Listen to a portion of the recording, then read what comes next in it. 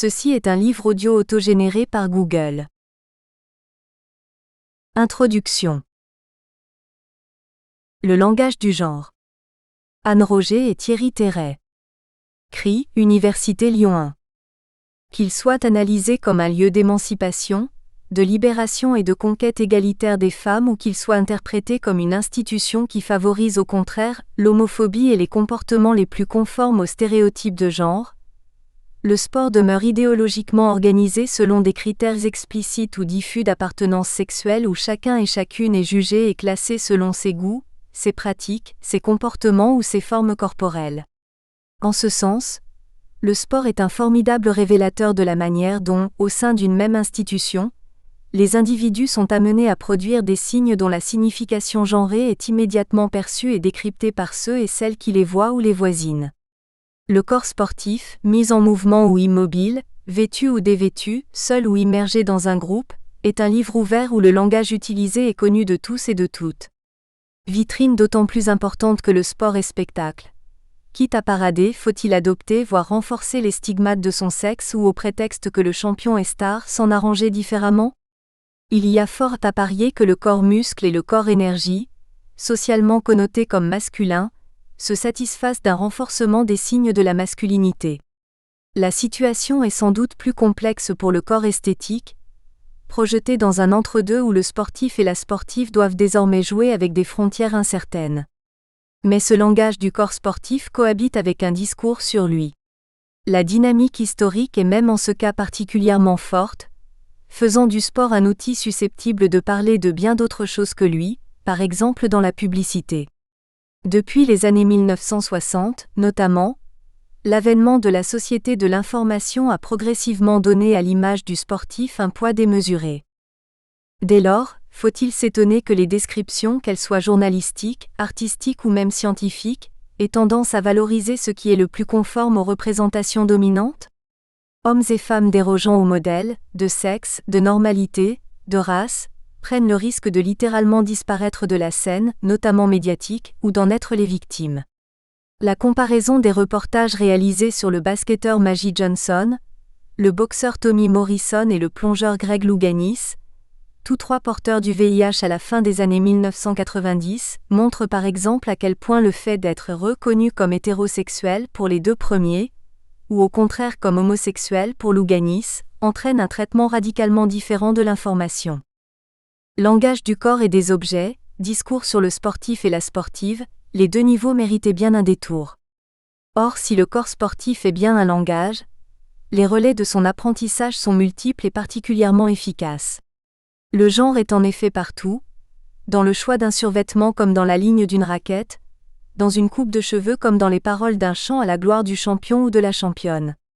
Il est d'abord un dispositif d'organisation des relations de pouvoir qui, à ce titre, s'insère dans tous les interstices de la vie, constituant un réseau permanent de pression intériorisée, comme Michel Foucault l'a depuis longtemps magistralement mis en évidence. Mais la mise à l'épreuve du genre dans le détail d'un objet ou d'une attitude n'est pas toujours dénuée d'ambiguïté. Comme le développe la première partie de cet ouvrage, le costume sportif de même que les techniques utilisées peuvent ainsi s'avérer conformes aux normes masculines et féminines du moment, alors même que la logique sportive pousse à une rationalisation des parures et des équipements pouvant favoriser au contraire une apparente neutralité. Même ambivalence dans l'art et la littérature, objet de la seconde partie. Livres, photographies, affiches, tableaux ou médailles mettant en scène des sportifs et des sportives véhiculent nécessairement des normes qui reflètent l'état des relations entre individus d'une société. Mais le langage de l'art a ses propres règles et l'artiste en est le spécialiste. Là, plus qu'ailleurs peut-être, le piège de la conformité à l'ordre du genre peut fonctionner différemment, jouer avec les symboles, en un mot surprendre. De ce point de vue, le discours des médias, anciens comme modernes, est volontiers plus stéréotypé. La troisième partie, consacrée à cette question, témoigne en effet de la récurrence de ces images et de ces discours qui, de la presse spécialisée aux jeux vidéo, contribuent à fixer des bornes, maintenir des catégories, bref, à conforter la division traditionnelle entre les sexes. Les textes du présent volume constituent une partie de la centaine de communications présentées au 11e Carrefour d'Histoire du sport qui s'est déroulé à Lyon sur le thème « Sport et genre, 19e-20e siècle, du 28 au 30 octobre 2004. Organisé par le CRI, Centre de recherche et d'innovation sur le sport, de l'Université Claude Bernard 10 ans après les Journées internationales sur l'histoire du sport féminin dont le centre avait été à l'initiative en 1994, ce congrès souhaitait à la fois prendre acte de la transformation et de l'extension des regards sur la question du sport et du genre, faire le point sur les travaux en cours et impulser de nouvelles orientations historiographiques. Les textes finalement sélectionnés après expertise sont regroupés dans un ensemble de 4 volumes consacrés aux relations historiques entre le sport et le genre. Le premier, La conquête d'une citadelle masculine, présente la manière différenciée dont les femmes ont progressivement conquis l'institution sportive et ont su s'arranger des résistances masculines. Le second, Excellence féminine et masculinité hégémonique, explore les définitions idéales de l'athlète homme et interroge la manière dont certaines sportives ont su s'engager dans d'autres voies pour à leur tour présenter des modèles de réussite. Le troisième, Apprentissage du genre et institutions éducatives, entreprend de questionner la construction des identités sexuelles et l'apprentissage des rapports sociaux de sexe au sein des organisations qui utilisent les pratiques sportives à d'autres fins que la compétition, institutions scolaires et fédérations affinitaires. Le dernier, Objet, Arts et médias, s'intéresse enfin aux multiples relais, véhicules et détails qui, dans le monde du sport ou s'en inspirant, contribuent à renforcer ou perpétuer les normes du genre. L'influence de la pensée de Michel Foucault dans la littérature anglo-saxonne sur le sport et le genre. Jean-François Lutcher. UFR Staps Besançon. La pensée de Michel Foucault est toujours très vivace dans la vie intellectuelle nord-américaine et visite largement le sport. À titre d'exemple, Alan Lowe, dans l'International Review for the Sociology of Sport, étudie le surf des années 1970 en Australie à partir du concept de governmentability. Tim Krabbe, dans la même revue, se réfère au régime de vérité pour analyser les comportements de supporters anglais de football, ou bien dans Sport History Review, Ian Ritchie s'interroge sur les contrôles de sexualité dans les Jeux olympiques. Les sujets sont divers et montrent l'intérêt que suscite le philosophe français dans ce champ au point même qu'une thèse lui a été consacrée. Comment est utilisée la pensée de M. Foucault dans la littérature anglo-saxonne?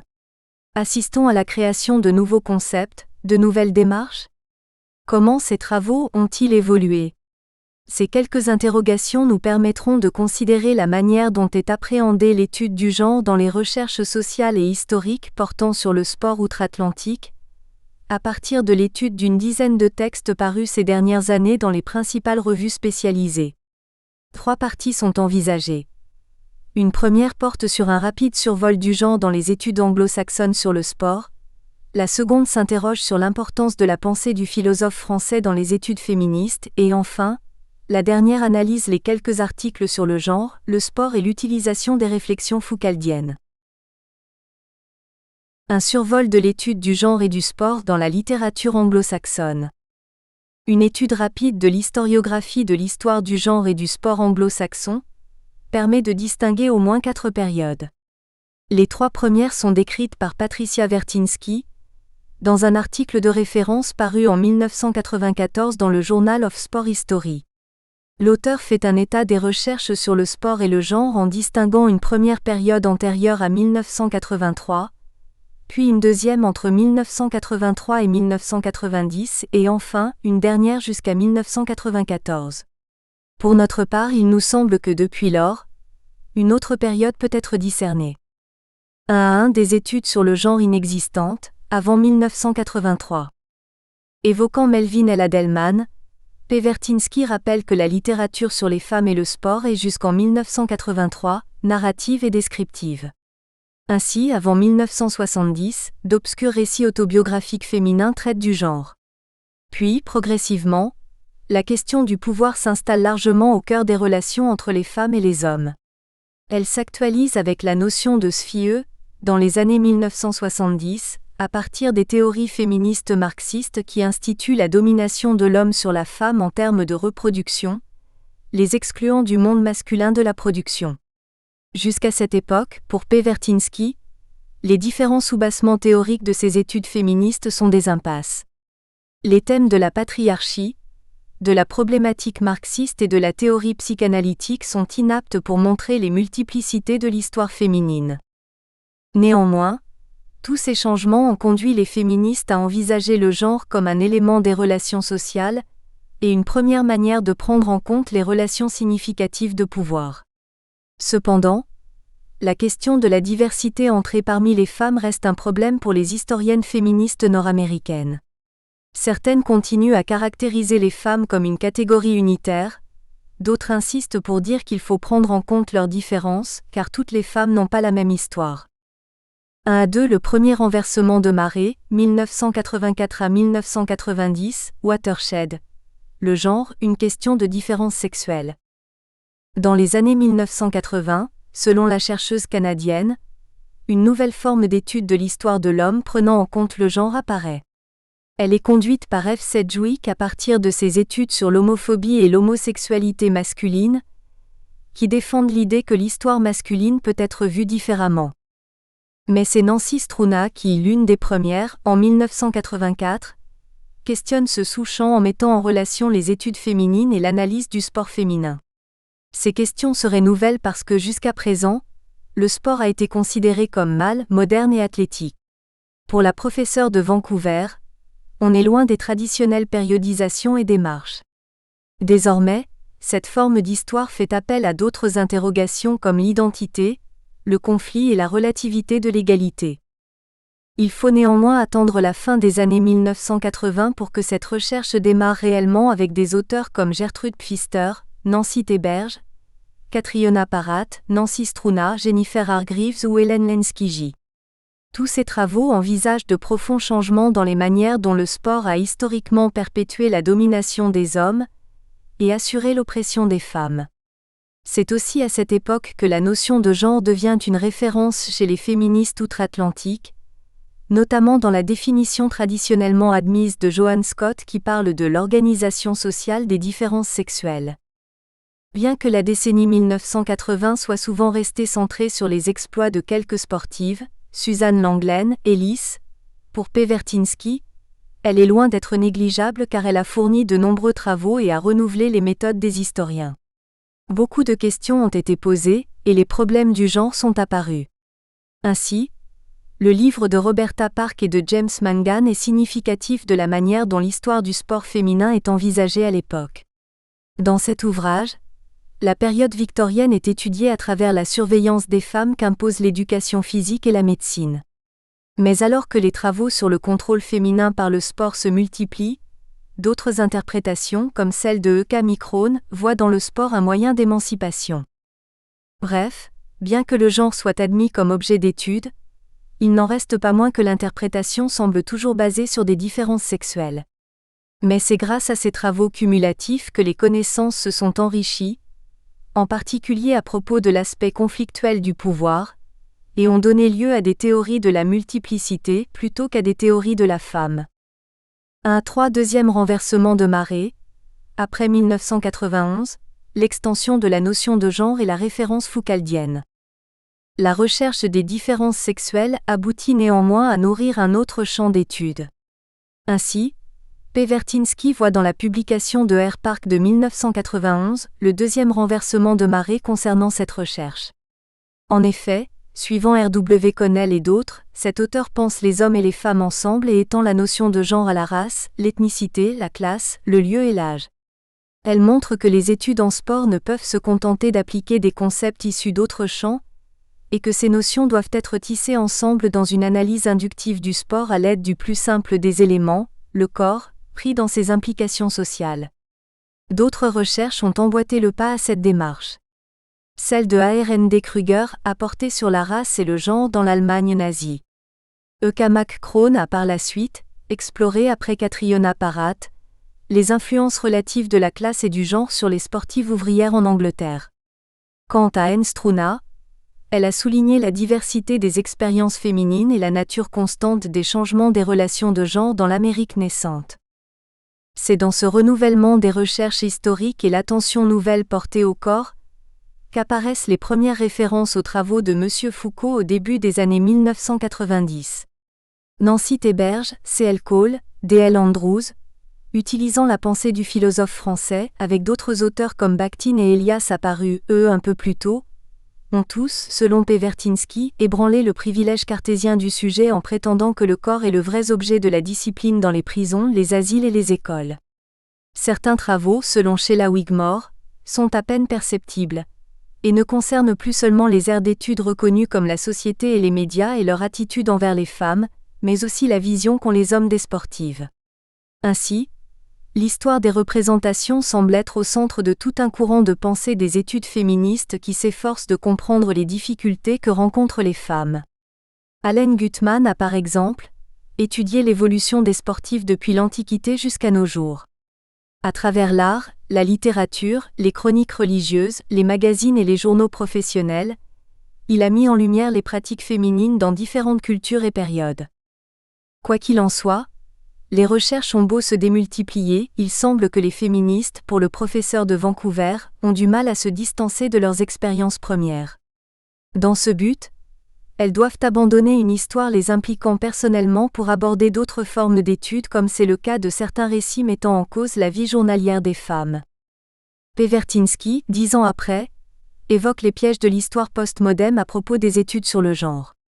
Elle dénonce, en s'appuyant sur les travaux de Catriona Parat, une façon de faire de l'histoire qui ne prend plus en compte la dimension politique du combat des femmes. Pour l'auteur, le remplacement de la notion d'identité féminine par celle de construction sociale risque de faire disparaître la notion même de femme. En effet, initiée par des universitaires, cette recherche serait désincarnée afin d'obtenir une reconnaissance académique. Cette position est partagée par J.R. Greaves qui, dans un article récent, se demande si l'histoire féministe du sport existe encore. Les réflexions post-modernes seraient marquées par plus de théorie et moins de féminisme. Il y aurait une distorsion entre théorie et pratique. Leur dénonciation est unanime. Il faut faire coïncider les études universitaires historiques avec une démarche réintroduisant l'analyse des structures politiques, économiques, etc., pour donner un sens nouveau aux travaux féministes. Néanmoins, cette phase fut utile pour les études féministes. En effet, la recherche sur l'histoire des femmes semble avoir attiré d'autres questionnements. Or, c'est durant cette période que les références à M. Foucault sont les plus nombreuses dans le domaine du sport. On ne peut donc s'empêcher de voir une relation entre cette nouvelle histoire des femmes et cette façon de faire de l'histoire. L'appropriation de la pensée foucaldienne durant cette période ne s'explique-t-elle donc pas en partie par cette nécessité de rendre compte de manière académique les études féministes ? 2. L'évolution de l'utilisation de la pensée foucaldienne dans la littérature féministe anglo-saxonne. Sans envisager l'analyse de toute la littérature féministe anglo-saxonne à ce sujet, on peut néanmoins discerner un certain nombre de phases coïncidant pour beaucoup avec l'évolution précédente. Ainsi, selon Monique Deveau, féministe et universitaire, 3 phases caractériseraient l'utilisation de la pensée foucaldienne dans les études du genre jusqu'au milieu des années 1990. Cette catégorisation a été aussi retenue par M. Burke qui, bien que signalant que ces phases ne se suivent pas chronologiquement, permet néanmoins de distinguer une certaine évolution jusqu'aux années 2000. De 1. La première vague, the first wave. La surveillance et le biopouvoir. 2 types de recherches orienteraient cette phase à la fin des années 1980. D'une part, celles qui utilisent les paradigmes de surveillance et d'autre part, celles qui montrent les actes de résistance à la surveillance. Selon M. Deveau, le premier type de recherche serait représenté par les études de S. Bordeaux et de S. Bartki. Elle se réduirait à une application limitée de concepts foucaldiens comme le paradigme du panopticon, les notions de disciplinary technique et de normalization. La féministe reproche à ses auteurs de ne pas prendre en compte les dimensions sociales, politiques, etc., de la contrainte des corps féminins. Plus encore, l'utilisation de la notion de biopouvoir n'est pas claire. L'autre type de recherche serait réalisé par Jennifer Terry, qui utilise le concept de biopouvoir et de panopticon de la naissance, pour dénoncer les technologies actuelles qui permettent le contrôle de la fécondité par l'État.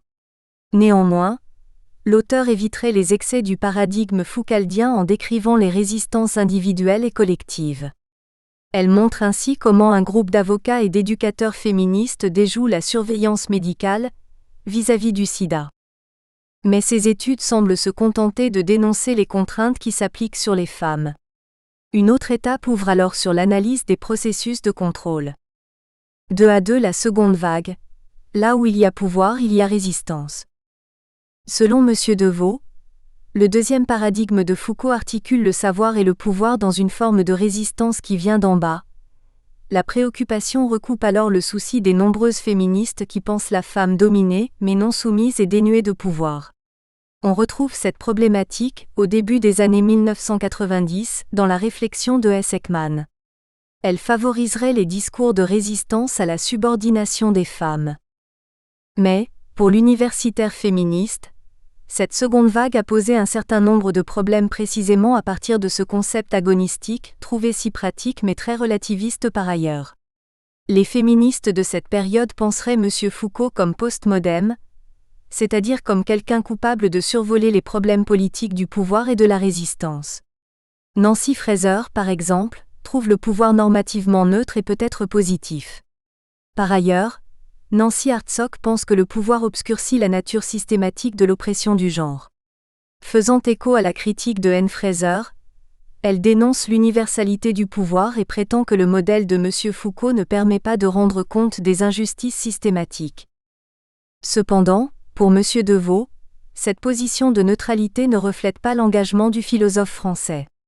Elle révèle surtout sa position paradoxale pour les féministes, qui permet de rendre compte de la complexité du pouvoir. Mais dans le même temps, elle échoue à produire une notion opératoire des actions. Quoi qu'il en soit, la réflexion féministe met en évidence la voie étroite que M. Foucault a choisie en définissant le pouvoir à partir de notions relationnelles plutôt que structurelles. C'est bien le problème du statut qui est envisagé dans le pouvoir structurel, car il donne à celui qui emploie la violence la possibilité d'utiliser l'aspect concret de la contrainte. Or, le degré de violence ne varie-t-il pas en fonction du statut ? Car la position occupée par l'individu permet d'exercer une violence qui peut aller de l'obéissance jusqu'à l'enfermement ou l'agression physique. En définitive, la distinction de M. Foucault entre pouvoir et violence, liberté et domination ne permettrait pas de savoir si la femme se sent complice ou victime d'une situation d'abus dans une relation avec un homme usant de son pouvoir de coercition.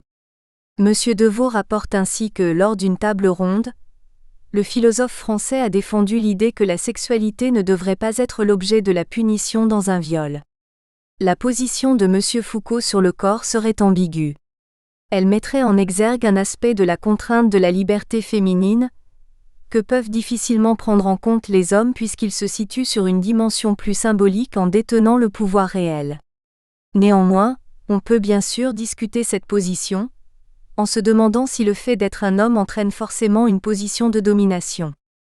2 à 3 La troisième vague, le régime de la vérité-pouvoir. Judith Butler est au centre de cette troisième vague.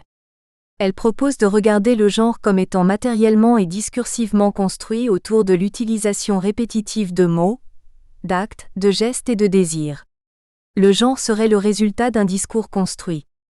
Plutôt que de se cramponner à des notions fixées de féminité nécessaires pour les pratiques féministes, J. Butler suggère de reconceptualiser l'identité comme un effet, pour déstabiliser le genre et ouvrir de nouvelles et insoupçonnées possibilités pour l'action. La réflexion de M. Foucault sur la sexualité l'a donc conduite à s'intéresser aux pratiques et aux discours constants que l'individu tient avec soi, ou que l'on fait tenir sur lui. L'auteur pense qu'il faut désexualiser l'affrontement, et met en contraste le mouvement homosexuel et le mouvement créatif de libération féminine, pour tenter d'inventer une nouvelle culture. La contre-attaque ne doit pas être le désir sexuel mais les corps et les plaisirs. C'est pour cette raison qu'elle propose de faire attention à la démarche de déconstruction proposée par Jacques Derrida. Quelle est l'originalité de l'homosexualité, si elle copie le modèle de l'hétérosexualité ? Se différencier de l'hétérosexualité et assumer son homosexualité ne pourrait se faire que dans le travail sur soi, et peut-être dans la mise en place d'une autocontrainte. Comme le dit M. Foucault, peut-être que le but aujourd'hui n'est plus de découvrir ce nous sommes, mais de refuser ce que nous sommes. Comment une stratégie de déplacement devient-elle une action politique, se demande M. Deveau. La réponse est moins claire chez J. Butler comme chez J. Savicki dans leur proposition de découvrir de nouvelles voies de compréhension de soi, et de nouvelles façons de résister. Car n'est-il pas difficile de revendiquer une originalité individuelle, et dans le même temps, de proposer une action de reconnaissance collective? Ce sont ces deux aspects qui auraient été négligés chez les féministes de cette troisième vague, selon M. Devaux, car finalement, ils seraient assez dissociés dans la pensée foucaldienne. 2 à 4 vers une quatrième vague? Activisme politique et régime de vérité. Si l'activisme politique est toujours sous-estimé, comme l'évoquent P. Vertinsky et J. Hargreaves, les transformations de la conscience collective et la prise en compte de l'individualité prennent une autre tournure. Cette évolution correspondrait avec les derniers écrits de J. Butler, à l'utilisation des technologies du pouvoir pour non seulement dénoncer la domination des femmes, mais aussi comprendre comment elle s'effectue, les manières de dire, de construire. Du coup, il s'agit d'obtenir une reconnaissance, une montée en puissance. Ce renversement méthodologique est surtout révélateur du changement de ces dernières années pour l'histoire des femmes. En effet, le problème de l'identité sexuelle est envisagé par la troisième vague à partir d'une réflexion sur le self et des problématiques sur l'utilisation des technologies de soi. Mais si les discours et les actes politiques sont mis de côté, quelle est la direction choisie? Les travaux récents de J. Butler esquissent quelques pistes à partir de sa réflexion portant sur les discours performatifs. Il semblerait que certains mots possèdent le pouvoir de relier actes et discours généraux. Néanmoins, l'analyse du pouvoir reste toujours centrée sur la prise en compte de discours même s'ils sont performatifs. Néanmoins, il est clair que cette réflexion a affecté les études sur le sport à partir de l'étude du self. 3. L'utilisation de la pensée foucaldienne dans la littérature sportive et le genre, 1994 à 2004. L'ensemble des études féministes dans le sport est bien sûr orienté vers les questions de pouvoir.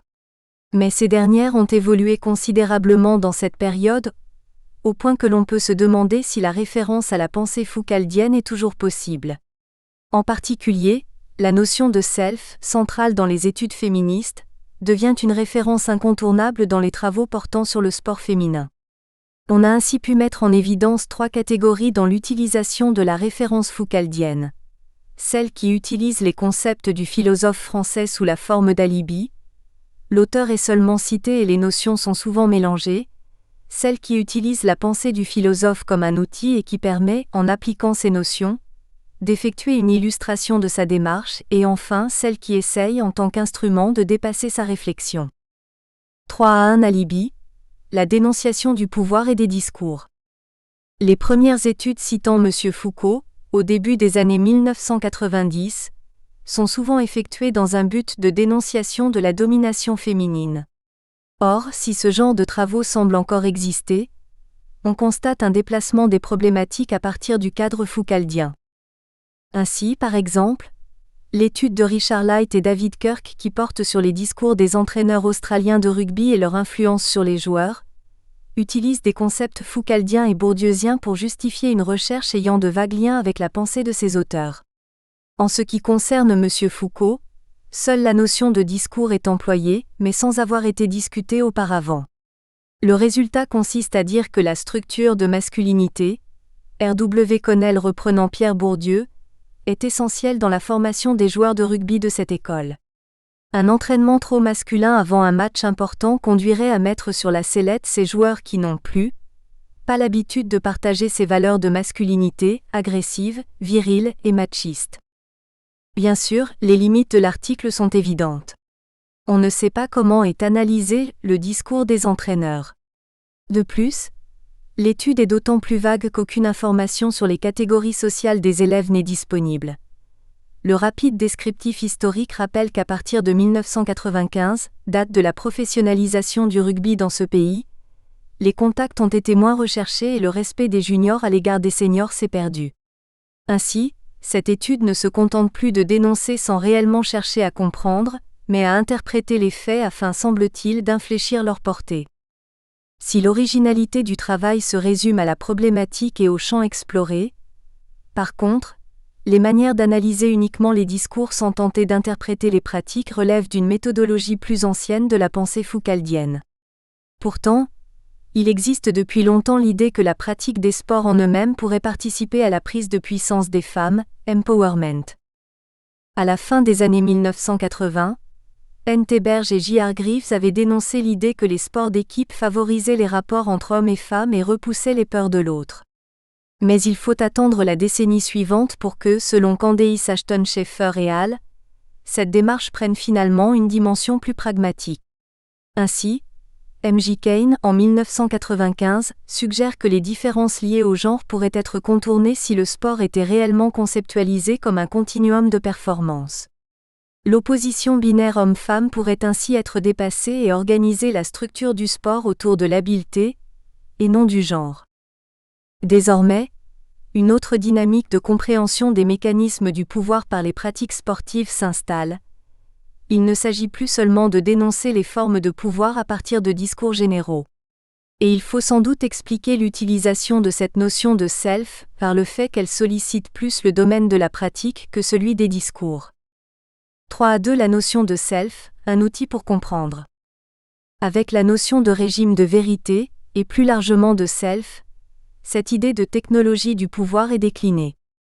En effet, cette notion est sans aucun doute le concept le plus utilisé ces dernières années, de la pensée foucaldienne dans le domaine du sport. Selon P. Markula, les premiers travaux utilisant le concept de self sur le sport ont été relevés par Geneviève Rail et Jean Harvey dès 1992 à 1993. Mais aucune de ces études ne portait alors sur le genre. Le self est défini par M. Foucault comme pouvant être une pratique permettant de mieux vivre ses rapports avec soi et en conséquence, avec les autres, rapport de subjectivité. Dès lors, ce sont les notions d'organisation, de pratique, d'agencement et de technologie qui sont principalement étudiées afin de considérer ces rapports. Le travail de Peter G. Mewett est original, dans la mesure où il est l'un des rares à suivre une perspective historique. Il montre comment l'athlétisme féminin a pu être reconnu plus précocement, vis-à-vis des autres sports, grâce à l'accommodement des femmes avec le contrôle scientifique et le regard de l'homme. Plutôt que de s'opposer ouvertement, l'examen médical, prouvant que leur exploit physique n'entraîne aucun dommage, a permis à ces sportifs d'ouvrir la brèche dans leur indépendance sportive. Cependant, l'idée que la spécificité de l'athlétisme a joué un rôle important, sport le plus ancien, sport plus facilement contrôlable, n'est pas évoquée. Par ailleurs, l'utilisation des concepts foucaldiens est décevante. Le pouvoir et le savoir ne sont absolument pas discutés. Enfin, ces notions ne sont pas mises en relation avec la méthode d'analyse qui se révèle être en définitive sans cadre. Différent est le travail de Pirkko Markula portant sur l'analyse des discours produits par 3 magazines féminins sur les images féminines en se situant à l'intersection du savoir, du pouvoir et du self. S'il est relativement clair que ces concepts ne sont pas totalement utilisés dans la lignée de la pensée foucaldienne, néanmoins, ils sont articulés de manière à produire un travail original. Ainsi, l'auteur montre que les discours tenus dans ces journaux changent à partir de 1994. Le regard sur le corps devient médicalisé et tend à produire des discours visant à déculpabiliser les femmes dont le corps est hors norme. Mais dans le même temps, les canons féminins traditionnels, firm, shape and sin, sont toujours véhiculés. L'auteur explique ce décalage en raison, d'une part, du discours médical général porté par la société et d'autre part, de la responsabilité de ceux qui consultent ces magazines, ces deux dimensions devant être analysées plus complètement. Ainsi, la notion de self très présente, citée plus de 30 fois, associée à une démarche herméneutique, montre le passage à un autre type d'analyse. Il ne s'agit plus de dénoncer le pouvoir ou les discours simplement en citant M. Foucault, mais bien de préciser leur nature et la manière dont ils se mettent en œuvre. Malheureusement, les notions de savoir, de pouvoir et de self sont assez confuses dans leur utilisation. Enfin, l'une des utilisations les plus originales de l'appropriation des concepts de pouvoir, de surveillance et de self appliqués au genre, est un travail portant sur les femmes handicapées réalisé par Candace Ashton Schaeffer et al. L'expérience menée consiste à interroger par téléphone les handicapés 6 mois après un stage sportif. Ressortent alors 3 thèmes, la résistance, la surveillance et la montée en puissance. Mais beaucoup de problèmes méthodologiques sont ignorés. Si on connaît les sports, les horaires et la durée des entraînements, on ne sait rien de la manière dont ils sont pédagogiquement dispensés, rôle des individus, nature et but des exercices, etc. Enfin, l'étude est effectuée a posteriori. On ne sait pas si les différentes personnes ont réalisé un travail personnel de réflexion ou non. De même, on ne sait pas si elles ont pratiqué d'autres sports ou d'autres camps. Dans tous ces travaux ressort la nécessité de comprendre concrètement les contraintes qui s'exercent sur les sportives féminines. Mais c'est toujours à travers les discours que ces analyses opèrent. De plus, c'est bien un discours personnel dont il est question et non un discours au sens foucaldien du terme. 3. Le self comme moyen de changement politique, entre outils et instruments. Depuis quelques années apparaît un ensemble de travaux sur les façons dont les sportives entretiennent un rapport particulier avec leur corps, dans le maintien de régime. L'idée est d'étudier les manières dont elles détournent les structures de coercition à leur profit. Le travail de G.E. Chapman porte sur les technologies du pouvoir et du « self » chez des avironneuses poids légers. On pourrait penser que l'étude est un réel travail associant toutes les dimensions du pouvoir en s'engageant sur la voie du « self », ouverte par M. Foucault.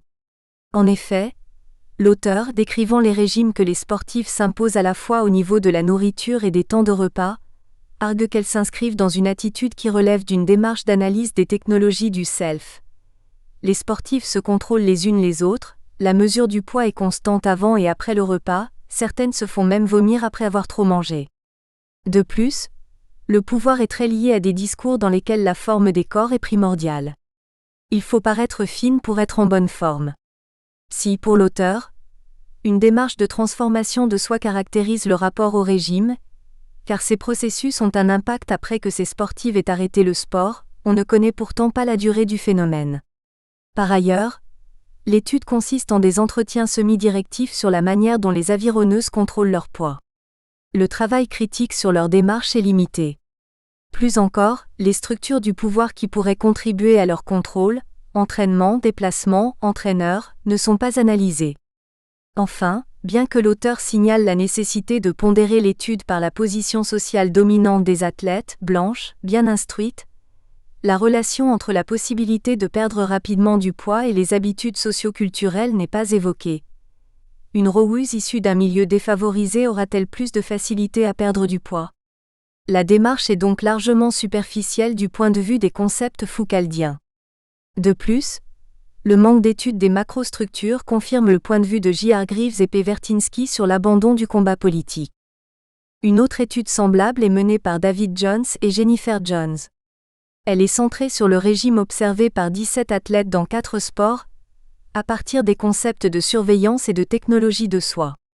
Évoquant une stratégie de déconstruction pour observer les relations de conformité normalisées des athlètes, les auteurs montrent qu'elles acceptent l'établissement d'une structure du pouvoir aussi longtemps qu'elles peuvent trouver des raisons pour intérioriser des explications justifiant un tel arrangement. Mais, bien que Jones et Jones soient parmi les rares auteurs à utiliser les notions de pouvoir anatomique et politique, ils mélangent aussi les notions de discours avec celles de pouvoir et de diagramme, panoptique. Par ailleurs, et de manière identique à l'étude précédente, l'enquête sur le passé des athlètes est aussi inexistante. Aucune information ne transparaît sur la manière dont ils sont venus au sport, sur leur antécédent social et culturel. Enfin, il n'y a pas de réflexion sur la spécificité des sports, lutte, natation synchronisée, course sur route, et les représentations que leur pratique suppose. Pour P. Markula, ayant analysé ces différentes manières d'utiliser le concept de self, dans ses études, ces auteurs n'utilisent pas la pensée de M. Foucault jusqu'au bout.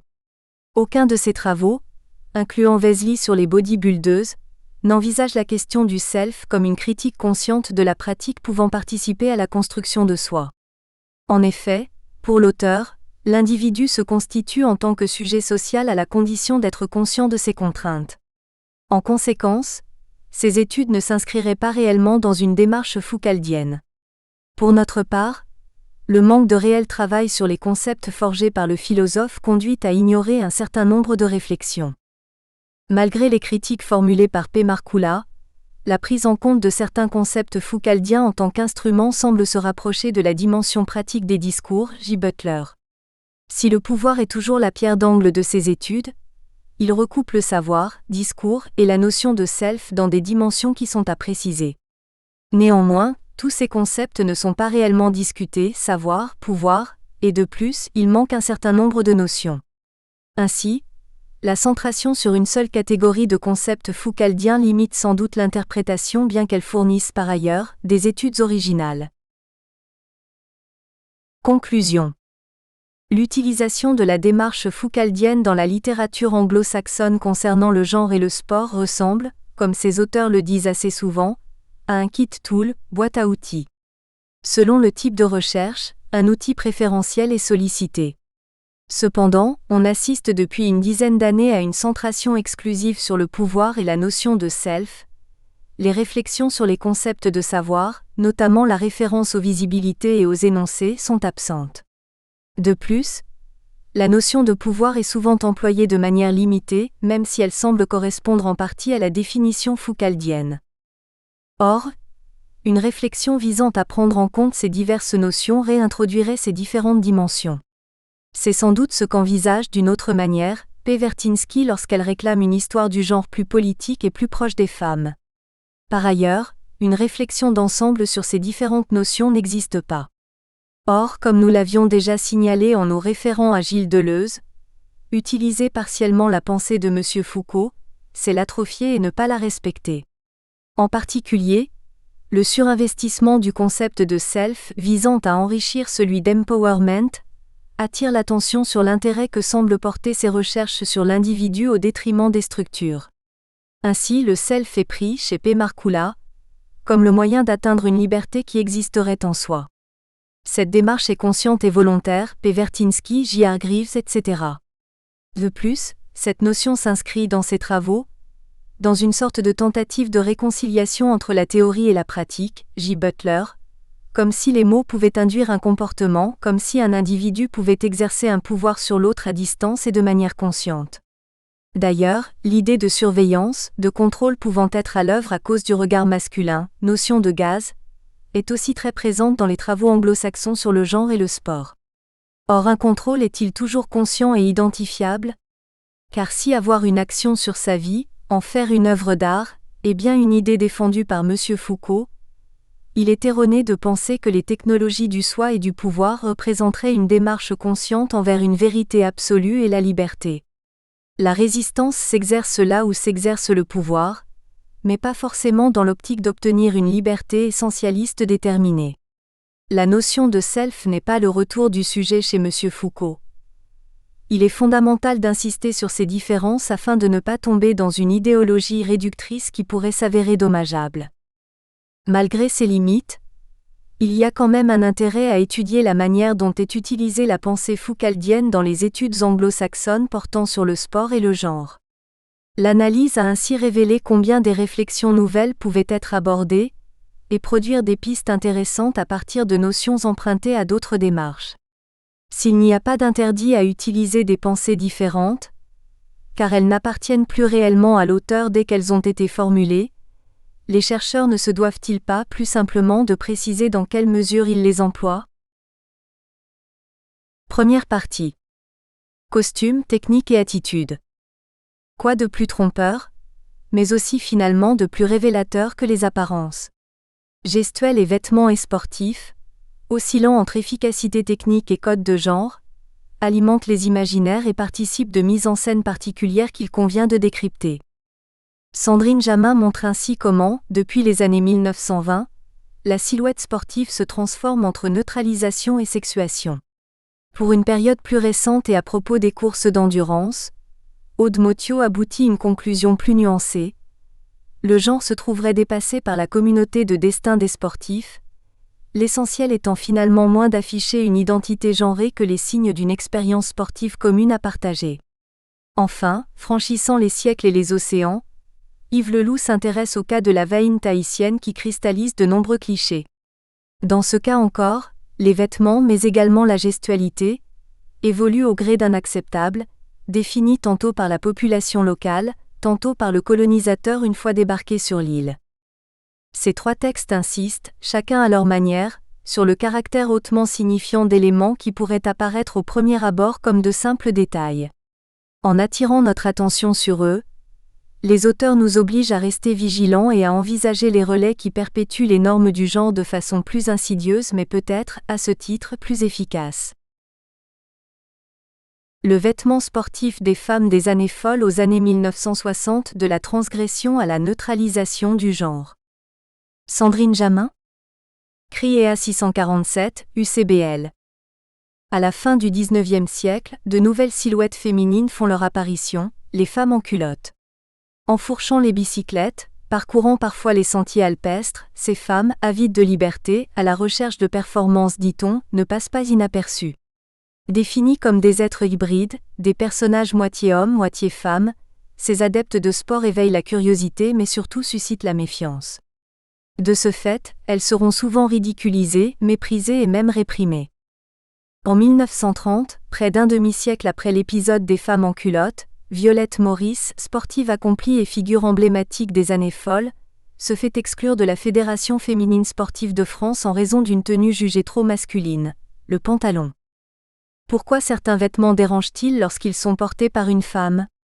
Pourquoi cette tenue vestimentaire, l'apparence corporelle des femmes, suscite-t-elle tant d'intérêt ? Après tout, pourquoi se préoccuper des vêtements dans une pratique où seul compte a priori la performance ? Existerait-il un code ? Des règles en matière vestimentaire différents selon le sexe du sportif ? L'objet de cette étude est de comprendre le rôle du vêtement sportif dans la construction des identités sexuées, à une époque où la pratique sportive féminine prend son envol à la fin de la Première Guerre mondiale. Des années folles aux années 1960, marquées par la démocratisation et la diversification de la pratique, la silhouette de ces femmes a sans conteste évolué. Mais que révèle leur tenue vestimentaire ? Une conformité à la loi du genre ou une transgression ? Les vêtements comme marqueur du genre.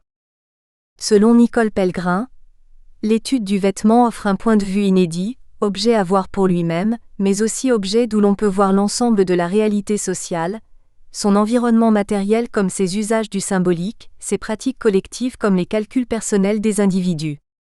En d'autres termes, derrière les alibis esthétiques ou les rationalités pratiques de l'apparence corporelle se cache un discours social. Couleur, forme, longueur, le vêtement est porteur des valeurs, des normes propres à une société. Sur la première moitié du XXe siècle, le vêtement permet de renseigner infailliblement sur l'identité des individus, profession, âge, classe sociale et sexe. Pour Christine Bard, le marquage du sexe par le vêtement est un trait culturel fondamental. Il assigne chaque sexe à sa place dans toutes les manifestations de la vie sociale.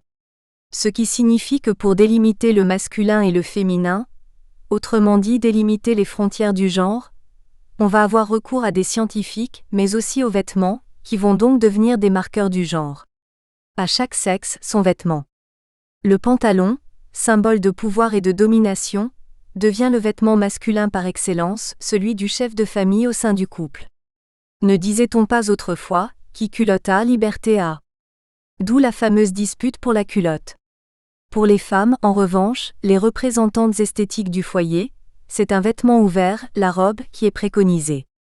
Celle-ci met ainsi en évidence, par l'accessibilité du corps féminin qui l'autorise, la faiblesse permanente du sexe faible. Par ailleurs, quel meilleur moyen pour une femme d'accomplir son destin de séductrice-génitrice ? En effet, face à la symbolique de pouvoir du pantalon, la robe devient une arme de séduction qui suscite le désir en suggérant les formes, sans les montrer véritablement. Il faut dire que plus le privé se protège, plus le public l'épie et devient friand de pouvoir le débusquer. Nous espérons que vous avez apprécié cet aperçu. Pour continuer à écouter ce livre audio sur Google Play Livres, utilisez le lien dans la description de la vidéo.